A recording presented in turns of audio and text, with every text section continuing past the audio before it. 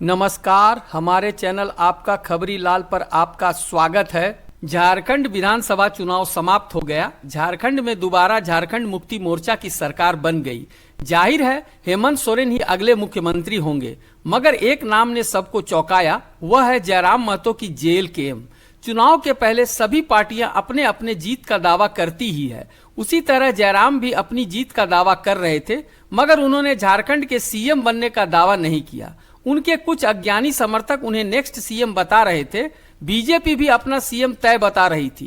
खैर, चुनाव परिणाम आते ही सभी पार्टियों को अपने औकात का पता चल जाता है कि वे कितने पानी में हैं, इसका सही से अनुभव भी हो जाता है। खैर, कहानी कुछ भी हो, जेल केम सिर्फ एक सीट डुमरी जीतने में कामयाब हुई और कहीं से जीत की आशा न के बराबर थी। जीत का अंतर भी बहुत ज्यादा तो नहीं रहा।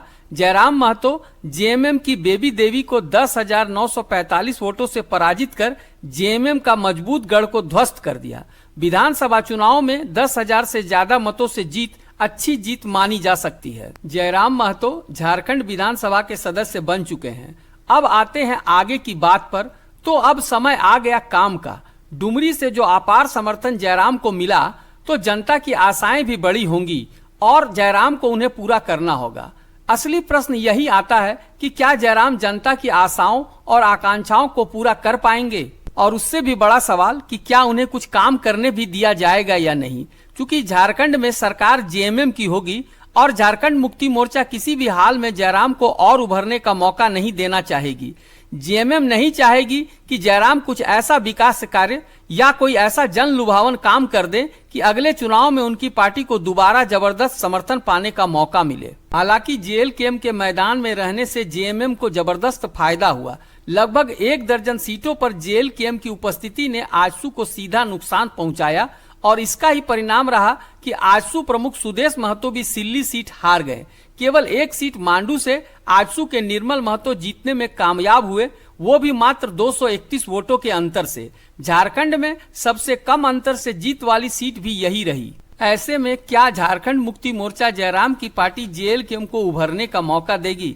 लगता तो नहीं है, क्योंकि अगले चुनाव में जेल केम एक बड़ा खतरा के तौर पर सामने आ सकती है।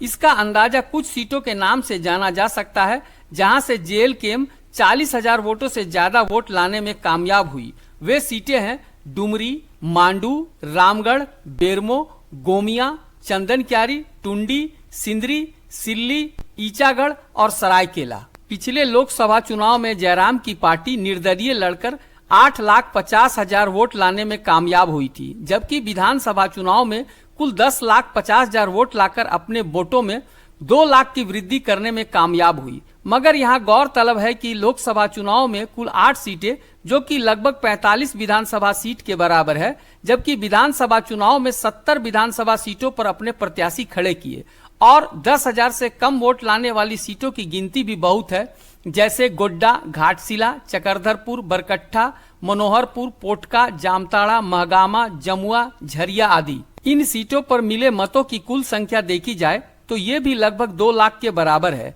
ऐसे में पुराने जनाधार में कोई बढ़ोतरी नजर नहीं आती, क्योंकि कोई भी थोड़ा बहुत नाम वाली पार्टी कहीं से चुनाव लड़ती है तो 3-4 हजार वोट तो ले ही आती है। इस तरह की कुछ सीटों पर नजर डाले तो उनमें भी कई नाम है। अब असली मुद्दा है कि क्या है जेल केम का भविष्य। तो जेल केम को अब छोटे चुनावों पर अपना ध्यान केंद्रित करना चाहिए। पंचायत चुनाव, पार्षद, मेयर और डिप्टी मेयर के सीटों पर अधिक से अधिक अपने लोगों को जितवाकर अपना जनाधार को और मजबूत करना चाहिए, ताकि अगले लोकसभा और विधानसभा चुनाव तक अपने लिए मजबूत कैडर तैयार कर सके। जेल केम के पास जयराम के अलावा कोई खास चेहरा भी नहीं है, इसलिए सेकेंड लाइन लीडरशिप भी तैयार करना होगा।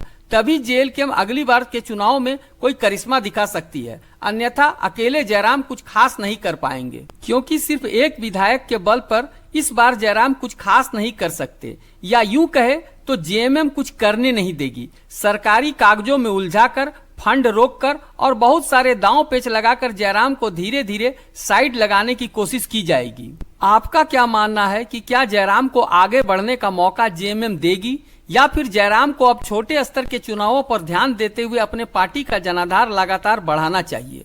कमेंट में अपनी राय हमें जरूर बताएं। साथ ही हमारे चैनल आपका खबरी लाल को जरूर सब्सक्राइब कर ले और बेल आइकन जरूर दबा दें, ताकि झारखंड की राजनीति में हो रहे बदलाव की खबर आप तक तुरंत पहुंच सके।